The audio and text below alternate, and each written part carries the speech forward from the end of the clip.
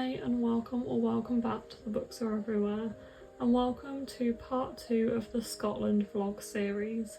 This is part 2, the middle part of this series, where me and Courtney go north from Edinburgh to a very remote cabin in the north of Scotland to read for a few days. I hope you really enjoy this vlog. We've tried to make it really chill and relaxing. We stayed in the middle of nowhere in this very small rural cabin and it was beautiful. It was a little wild and I just wanted to give you a quick tour of the cabin before we get into anything else. We actually had this shower which was kind of outdoors. It was almost like it was on our porch, but it did do the job. And then inside the cabin was absolutely beautiful. It had so many windows with this beautiful view into the valley. We had a lovely bed and a sofa bed that had been set up for, and a bed which we did use in the day to read on. And it even had this like viewpoint at the top, like a balcony kind of thing. We didn't really use this as I'm claustrophobic and it was very small and Courtney doesn't like heights and the ladder was very steep. But it was a cool idea. I did go up just to have a look at it and came back down, but it was pretty cool. And then as we go outside, we also had this like deck area that we did spend a lot of time on reading, and it had a really beautiful view as well. There's Courtney reading. So once we'd settled into the cabin, we did get stuck into our first book. We did a lot of buddy reads on this trip, and our first one was Like a Curse by Elle McNichol, which is the second book in the Like a Charm series. And this one actually goes from Edinburgh into the north of Scotland near Loch Ness, which you will see much later in this video. And it was really nice to read something that was set in Scotland and also in the Scottish kind of wilderness rather than Edinburgh. And we read that on our first night in the cabin, where it actually got quite rainy. It was really beautiful in the cabin when it was raining. We actually really enjoyed it, and we were waiting for the rain to roll in because it was just so peaceful.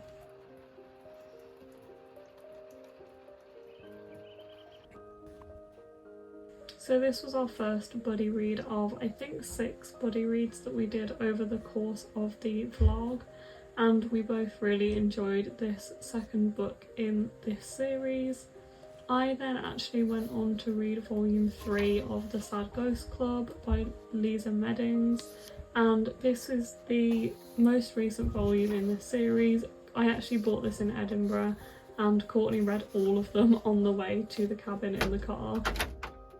The first morning in the cabin and our second day, I woke up earlier than Courtney and went outside for a while where the clouds were still covering the hills.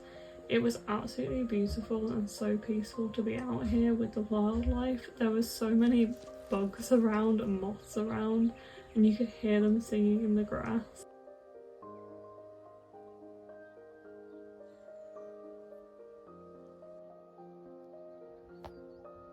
It was an absolutely stunning morning to be in our cabin, and I also then settled into bed with a book. I read Rhubarb Lemonade by Oscar Kroon, which I started while we were away. This is one that we didn't read together, I just read this one on my own. What were we saying? So, this book. Yes. Yeah, so as we were saying, I feel like we are not really getting much of like a new story because it's based on the music video. Also the fact it's based on the song, but also I see it as the video. Like, yeah, I can only picture the video like when the specific scenes are like happening and stuff. Because I guess like the song is a great song, but it's more of like a general, like it's not specific to the video's story. And like obviously this is just a slightly more in-depth telling of the video, and it does have stuff in it that you couldn't fit into the music video. But it can't really blow us away because we already know the general story of the video. Yeah, and also like it is going to be quite limiting, I guess, because if they want to follow the pathway of the video, there's only so much they can like include. But I am enjoying it so far. I feel like at first I was just trying to like focus too much on the writing and thinking about her being a writer. Yeah, I did like a little bit into it. I was thinking like, so she's wrote this. So like Hayley Kiyoko, like she's done so much. Like, just thinking that she's wrote this is weird. Like, how do you go from writing a music video. Right, Yeah. well, apparently she's the director. Yeah, I didn't really think about how much she had to do with the video. So from going to like writing songs or whatever. But I guess like she obviously, because if she came up with the video, the idea for the video, she must have kind of had a lot of this in her head anyway. But I am enjoying it. I am also enjoying it. And it, like, I think once I let go of that, I found it a lot easier to read. Yeah. So, yeah, good so far. Easy. Yeah, I'm liking see where it the goes. YA standalone 300-pageness of it all. Yes, yeah, it's a good read for our holiday. Yes, very much. During our read of Girls Like Girls, the weather rolled in again and we had more rain, which was so lovely in the cabin. It was also kind of sunny, so in these clips you can see the rain, which was just beautiful. And we found this little guy outside, this beautiful black frog. I'm very close to the camera, you're so far away. I'm very far away from the camera. Here you are. Like I'm nearer. You don't have to, I'm just going to talk you from over there. Oh, I suppose here will do. Our thoughts on this book now we have finished it. Yeah, what would you rate it? Yeah, I was trying to think about that. Like, it's one that I feel like I'd want to sit on a little bit. Yeah. Because I feel like, to me, the story of it, for me, would have to be 5. Like, the story, Yeah. the narrative, but then, like, the actual book The itself. execution. The execution isn't a 5, which I'd say, reading After Love last year, After Love was so... when we immediately finished it, my thought was 5. Yeah. But I've gone back and changed that to a 4. Oh, really? Because it just wasn't 5 to me. Like, Okay. the book as a whole, like the writing and like everything else into it. Whereas for me, like, I want to give this a 4, but I don't know if I'm being too generous. Yeah. Like, I think it's a 3.5 in my Like, I definitely in my heart. wouldn't give it a 5. I just love the story, but like that's partly from the video as well. Yeah, like as an overall appreciation for the story itself and the video and the history of it and the fact it's the situation, like the fact it was a video and we love the song and then we've read like all of that, amazing. But the actual like execution of the story I just think wasn't the best. Yeah, it definitely, like we'd both say it could have been shorter. Could have even been though it's only shorter. 300 pages. Yeah, But, it felt like longer than 300 pages. There's definitely some like parts of it, some storylines that felt like filler. Yeah. But then there was also stuff that was added in that I really liked. Like kind of the discussions that opened up. Overall enjoyed it. Overall enjoyed it, yeah. And we also just said there's a lot of drug and alcohol usage in the book. Very close to the camera, I'm making tea. But yeah, overall enjoyed. Yeah. Could have been better in its execution, but overall still positive. And generally still enjoyed a good it. story. Yeah. And we now need to go and rewatch the music video. Yes. To see how it played out. Yeah, I haven't watched it in so long, so it's gonna be cool. So 3.5 from me. Not sure. Probably a 4. Probably a 4. Yeah. And yeah, gonna get on to our next read, which is A Single Thread of Moonlight by Laura Wood. Thanks. Our next read was A Single Thread of Moonlight by Laura Wood, which we both really, really enjoyed. And it was so lovely to read this together. It's our second Laura Wood book, third Laura Wood book we've actually read together. I cooked a meal of ravioli and meatballs, which was much nicer than the meal we had on the first night. So we've had to get a bit inventive of where the shade is because it's very warm. Courtney, in her splendour, currently enjoying this situation. It was a rather hot day, so we did stay outside as the sun went down for a while, and these little twinkly lights came on a bit later, which were so cute. This is kind of the vibe I was going for. Yeah, I feel like it could do with being... I feel like it could do with being... Do you know, if that door opened? If that door opened, it would help us a lot with everything. Very handy. Anyway, what were we saying about Under a Dancing Star? Not Under a Dancing Star. It's not Under a Dancing Star. Unless you wish to discuss Under a Dancing Star. A Single Thread of Moonlight. Yes. Yeah. Very good. Very Laura good. Wood. Yeah. Which, I feel like as soon as we start it, like, you just fall into it. I like, did definitely fall into the writing. Love the vibes straight away. Yeah. And I don't know who we turn into. We're like, the parties, the ball. I need a big ball. The Was decadence of it all. Did I just read a Taylor Swift quote without realising?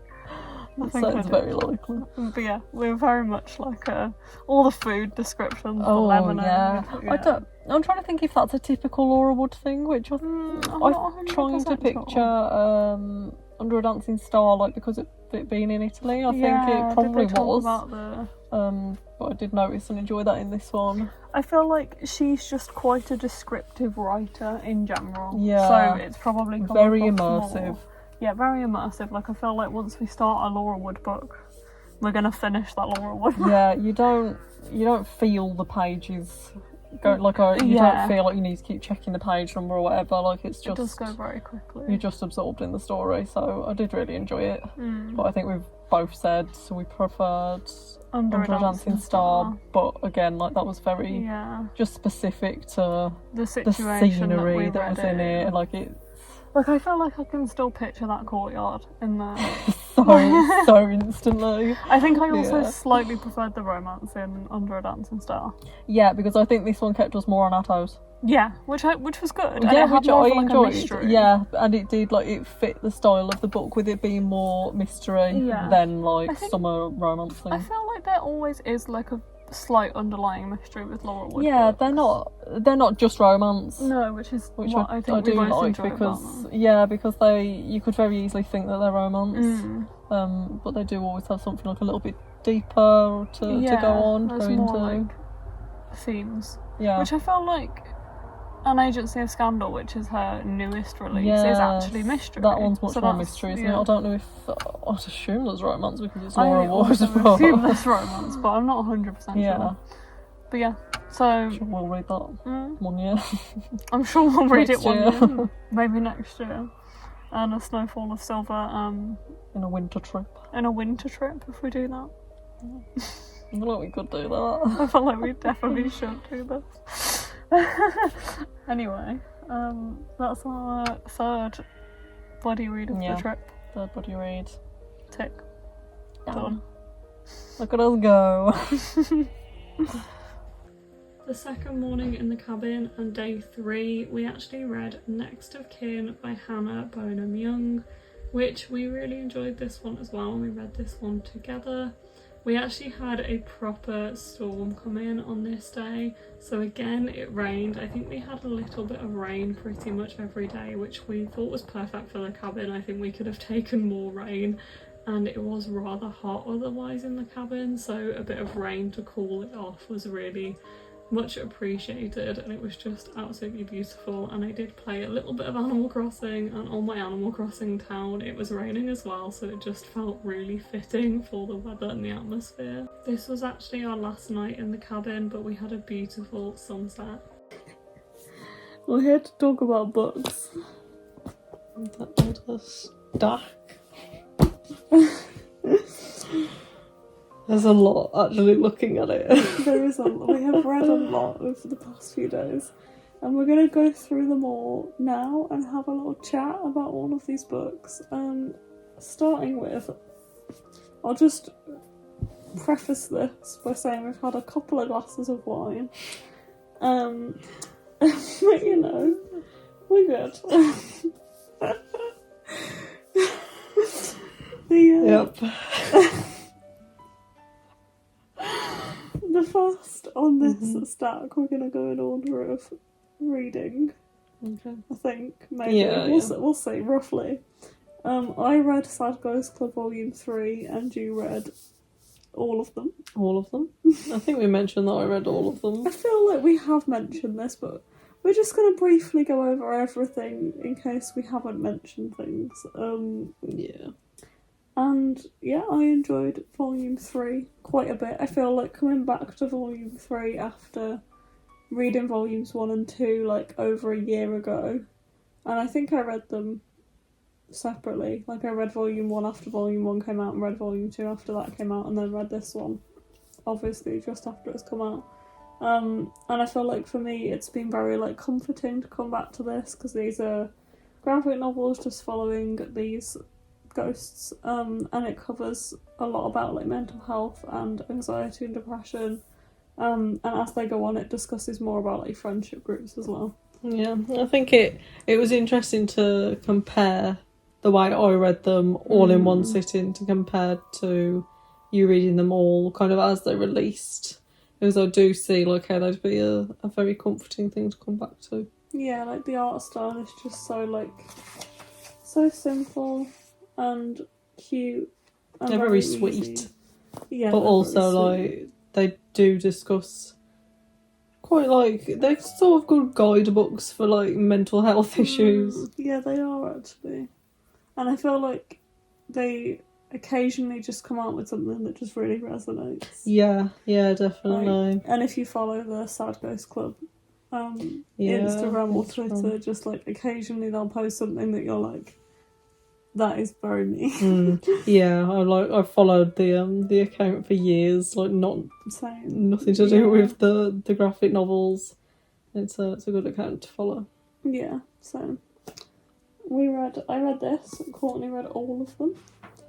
I'm gonna say we then moved on to this, which I feel like I haven't discussed at all, but we read Like a Curse, which is the second book in the Like a Charm series. I don't know if it's got another name. No, I don't think it has. No, that's Bridget Cameron. No, I don't think it's got another name. Yeah. But this is a fantasy middle grade by Al McNichol, and the main character is dyspraxic. And this was the second book in the series that is away from Edinburgh, so we kind of chose this because the books are set in Scotland and the first one's set in Edinburgh. It worked so well. It did work very well. It's so good for this whole thing. Especially as this one kind of comes away from Edinburgh is around Loch Ness, which we are closer to now. We have actually driven north of Edinburgh, and we are like an hour away from Loch Ness, so it was perfect time to read this. And this was also like you read Like a Charm, the first one, earlier in the week. Yeah, that feels like surreal to think. I read that, like Monday? Yeah, like Monday, Sunday. Tuesday.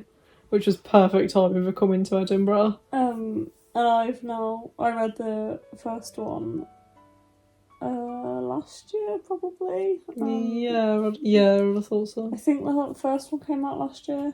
But yeah, enjoyed this one. I feel like we both said it's not our favourite Al McNichol book. Just show us who you are. When you compare everything to that, like we just loved it so much. And I think it being the first one that we read by Al McNichol, it just blew us both away. Yeah, definitely. But like we both enjoyed that one. Yeah, we did still both enjoy it. Was still good. I definitely think the Like a Charm, those two books, they're different to A Kind of Spark and Show Us Who You Are, with them being like they're much more fantasy. Yeah, these are much more fantasy. I mean, I think the first Kind of Spark has some mentions, doesn't it? Yeah, I think maybe it like alludes to it. Yeah. But it's definitely like it's not fantasy. And Show Us Who You Are is more sci-fi, dystopia. Yeah.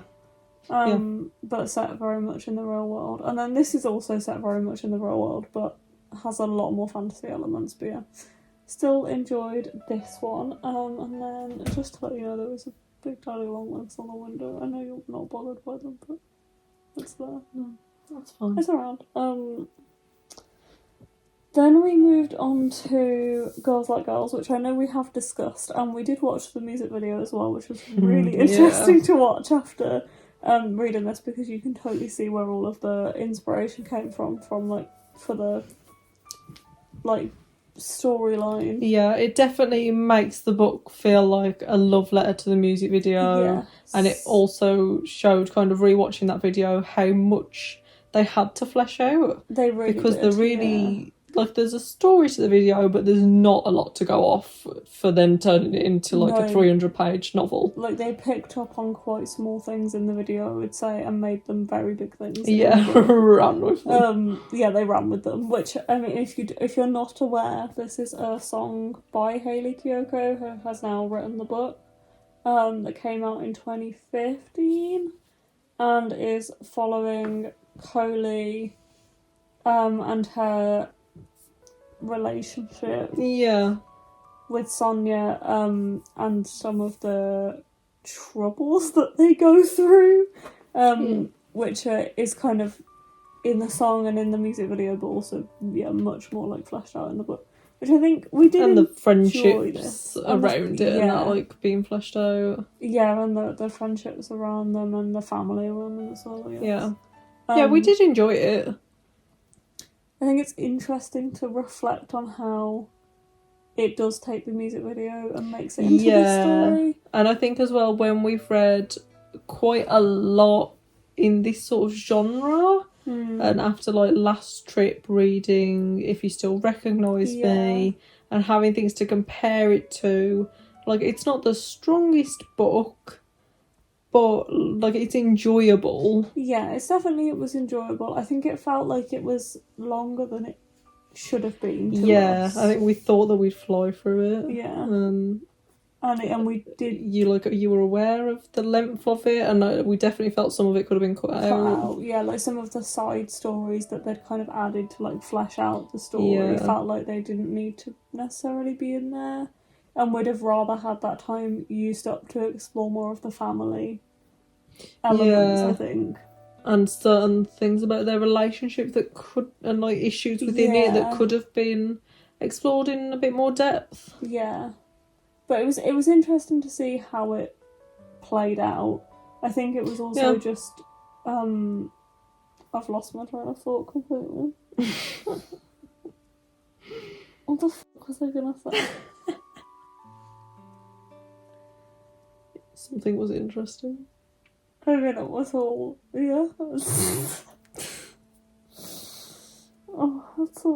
I had something that I was actually going to say. Well, when I had that thought about Georgia Peaches, I was like, I don't know what specifically with Georgia Peaches that I was going to bring back to this. It's flying behind. It was behind our heads, yeah. So fair enough. Oh yeah. Like you have to, mate. I want to get you out. Okay, I got a Daddy Long Legs out, and I have not remembered the thought I was having.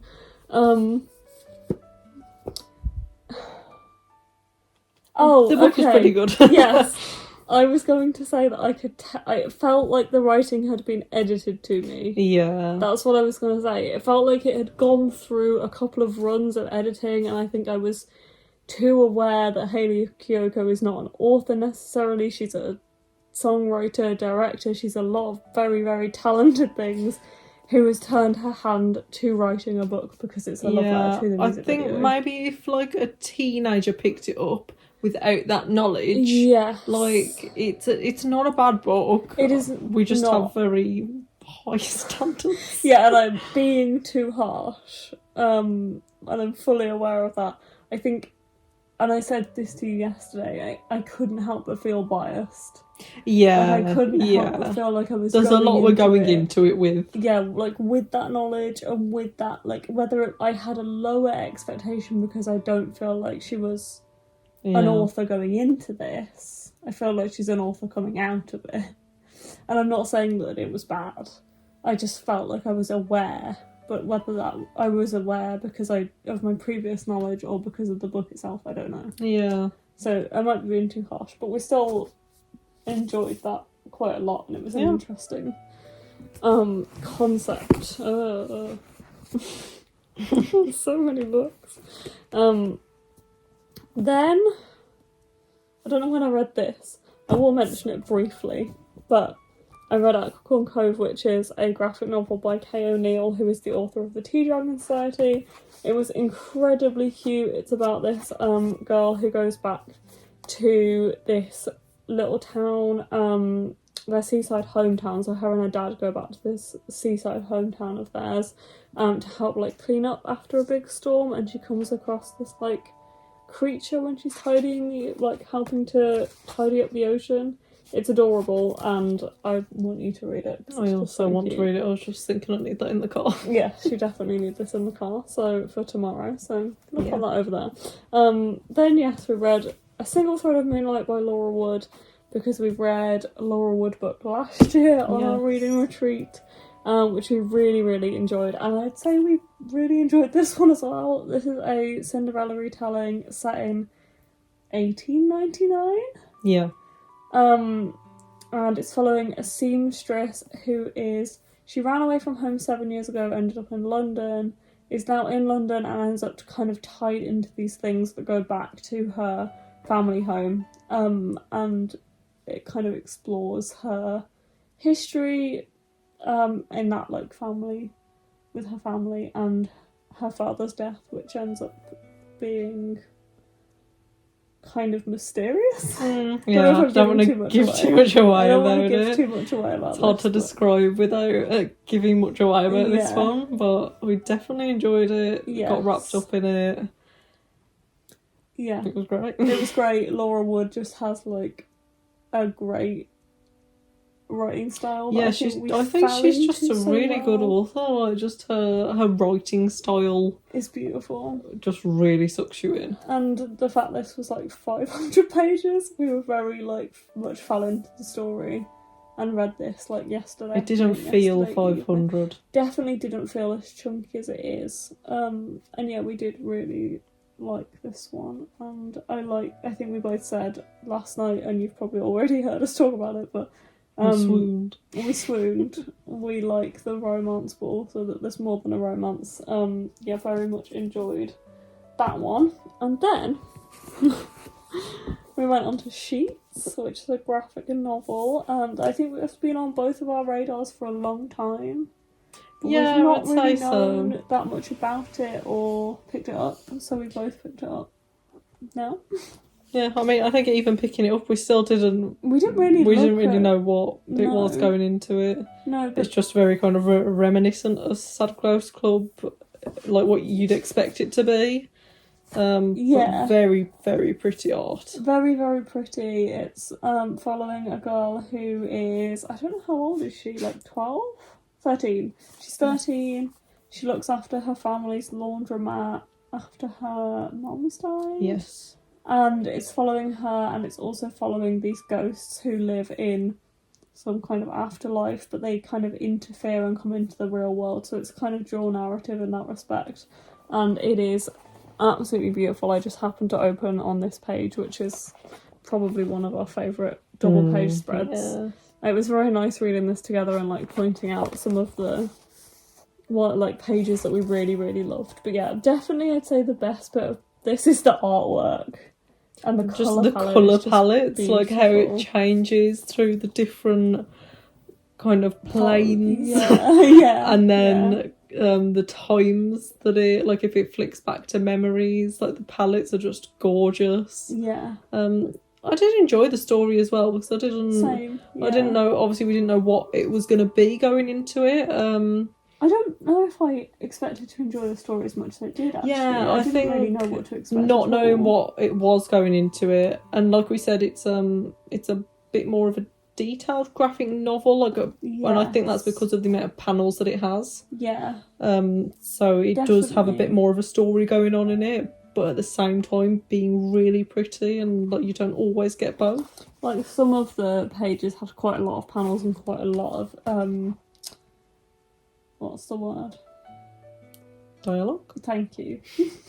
Some of them were a lot more simple and just had kind of a chapter break, I guess, in terms of it just having one double page spread or a couple of big panels. But I felt like it was quite good in having enough room to tell the story and balance. Yeah, I thought it really helped as well having those double spreads and stuff like that, so that if it felt like there was quite a lot of text for a graphic novel, it all of a sudden just gave you a break. You're like, page done. Yeah. So that was nice. It was very nice to read that. I feel like the wine is going to my head. Then we read Next of Kin by Hannah Bonham Young. Yeah. Bright and Young, which is about two people who are looking after their siblings under the Child Protection Services because they are in that situation where they're not able to be looked after by their parents. So they're guardians to their siblings, and they end up living together in this kind of scheme where they team people up, team guardians up. Yeah. If they can't provide like housing or income or things like that. And I think we probably went into this not with low expectations, but we came out of it. I wouldn't know how else to describe it other than low expectations. I think as well because it hadn't been on either of our radars Not at all until planning for this holiday. Yeah. That I didn't really expect a lot out of it, and I kind of wasn't sure the first 50 to 70 odd pages. But then I think once we kind of hit the 100+ mark, like it was deeper than I expected it to be.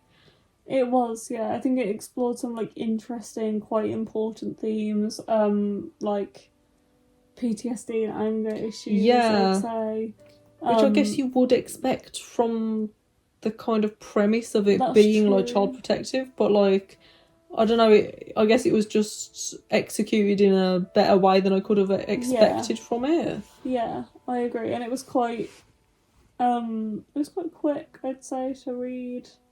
Yeah, and I did enjoy the romance. Yeah, same. That was good too. I'd say the only thing is some bits were a bit cheesy for me.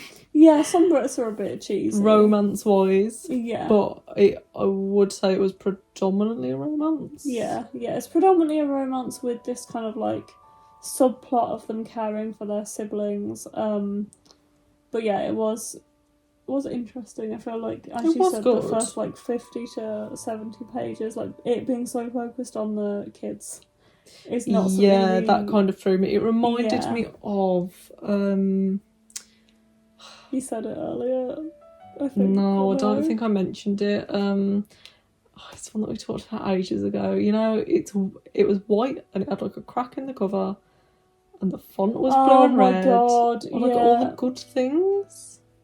Possibly, Claire. All the good things you might be right. I think I know we've had this exact conversations before, and I've tried to remember it. Yeah, Claire Hunter. Yeah, no, Claire Fisher. Claire Fisher. Yeah, that. Which was also quite heavily focused on a pregnancy, wasn't it? Yeah, I feel like that was definitely more so focused on the depressing side of it and the child protective kind of side of it. But that's what the first like 50 to 70 pages had me thinking of. But then it got more into the romance and sibling relationships that made it more enjoyable to read. Yeah, I found it quite enjoyable to read, and I would definitely read the second one. Yeah, I was thinking I'm glad I can read the second one because I would like to carry on with it. Which is set on their friends, like a romance about their friends. Yeah. So yeah, I would definitely read more from that author. And in that, like, it's like a standalone companion series. And then last but not least, Maybe in Another Life by Taylor Jenkins Reid, which is what we've literally just finished, our 6th buddy read of the holiday, I believe. How many did we just discuss? Yeah, quite a lot. About that many. Yeah, this is our 6th buddy read of the holiday, and I'm gonna go out there and say my favourite. I'm trying to think. I know we've literally just discussed all of the others, but I mean, it's Taylor Jenkins Reid. Yeah. It's hard not to give her the favourite spot. Yeah, this is following Hannah, who has moved around a lot of cities and she's moving back to her hometown. She's celebrating like her first night back, and then basically she makes a decision, and at that point in the story the pathways split and we follow whether she made the decision to stay at the homecoming party or to go from the homecoming party. And I think that is entirely the premise. I have not told you anything that's not on the back of the book, but I still don't know if we exactly expected what we got going into the story. I think it was what I expected, but I didn't know how it was going to play out, and in a way that we would be able to follow that kind of storyline. But based on something that happens in one of the Yes. storylines, it makes it quite easy to follow Yeah. which timeline you're following. So it does split entirely between two different timelines. Yeah, and it was fully alternating chapters, wasn't it? Yes. So I think that's how it made it, like, it was easy to follow because It you was knew you were complete- switching to the yeah. other timeline. Yeah, and I did really, really love it. I've read Daisy Jones and the Six and Seven Husbands of Evelyn Hugo. I wasn't a big fan of Daisy Jones, but I loved Seven Husbands.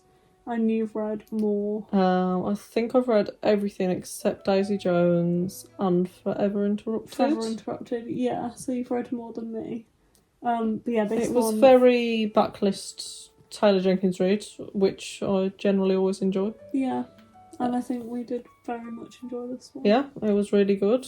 And I feel like for some reason going into it I had lower expectations. I think we both expected it to be harder to get through than we Yeah, or thought it maybe would be. compared to the other stuff that we've brought, because yeah. this is fully just like adult. Yeah. And Taylor Jenkins Reid can be kind of heavier topics, and like there was some kind of hard hitting stuff in this. Yeah, that was. But I think definitely with the dual timeline thing, it made it very unputdownable. Well, you wanted to know what was going to happen in the other timeline.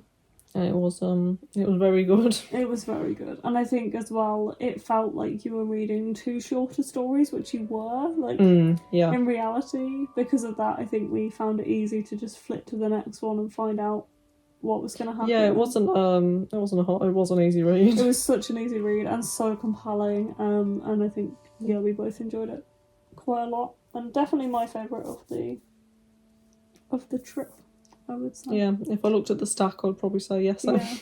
Yeah, so a good, strong book to end our trip on. I won't say much about this, but I've also picked up Rhubarb Lemonade by Oscar Kroon, which I'm like 60-ish pages into, so I honestly don't have that much to say on this one because I've been reading so many other things. But this one's a sapphic romance that's set on an island between these two teenage girls.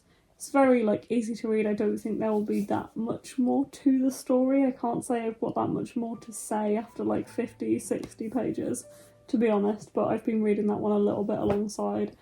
And I started The Island Home by Libby Page on the way here on audiobook, which is set in Scotland. I'm very much enjoying that one. I'm glad I started it on audio on the way here, and it's set on like the remote Scottish island of Kip, following a mom and her daughter as they move back to the island after the mom has lived in London for a lot of her life since she was about 18, and she's coming back to a lot of family she left behind and friends that she left behind in mysterious circumstances. I'm not entirely sure where it's going to go, but I feel like it's going to be really enjoyable, and I'm glad that I started it when I did.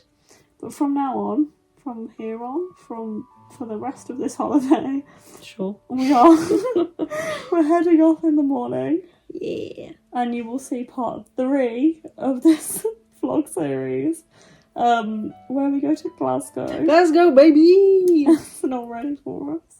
I think it is. I think we've mellowed. Yeah, we've mellowed since Edinburgh. Which we were very excited for. Oh no, Edinburgh was 20,000 steps. And that was so a big day. Edinburgh had us. We have slightly less bookshops to visit in Glasgow. Yeah, I think Glasgow will be a bit more chill. A bit more chill. But yeah, we are heading off to Glasgow in the morning. So I'm going to end this vlog pretty much soonish. But yeah, that's all the books that we've read while we've been here. I'm going to end this clip here. We stayed in this cabin for 3 nights, and it was time to head off and head down to Glasgow, which you will see in part 3 of this vlog series. We go back to a city and explore Glasgow.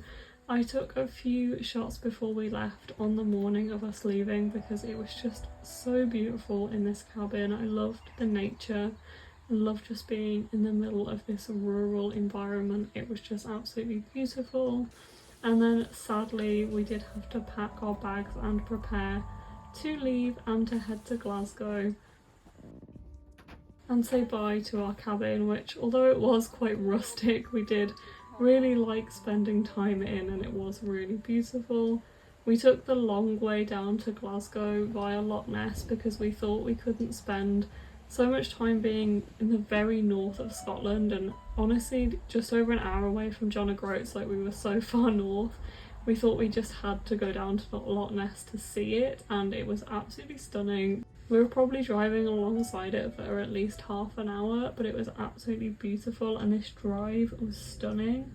We then drove down through Fort William and Glencoe, where we saw this absolutely stunning valley. Honestly, I've seen this on TV, and I think it's also featured in some films. And here I have to end the vlog. I hope you've enjoyed joining us in this slightly different vlog, and I hope you will also join us for Glasgow as well in part 3 of this vlog series. Bye for now, everybody.